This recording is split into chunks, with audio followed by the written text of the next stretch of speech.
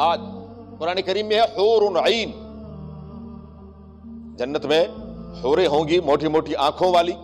اب یہاں پر کیا ہے، کسی نے کہا جی یہ پاکیزہ تصور ہے، پاکیزہ فکر کا نام جو ہے وہ حور ہے۔ نعوذ باللہ من ذالک، ایسی بات نہیں ہے۔ اسی طریقے سے فرشتوں کے بارے میں غلام احمد پرویز یا جو عبداللہ چکڑالوی ہے، اسی طریقے سے منکرین حدیث ہیں، قادیانی ہیں، یہ سارے کے سارے کیا کرتے ہیں، قرآن کریم کی انہی آیات کو لے کر تعویلیں کرتے ہیں، غلط تعویل کر کے وہ یہ راستہ نکالتے ہیں۔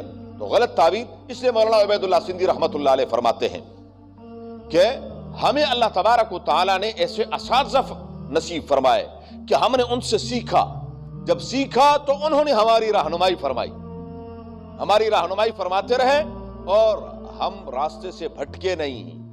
جو دوسرے تھے ان کو ایسے لوگ نہیں ملے، یا انہوں نے یہ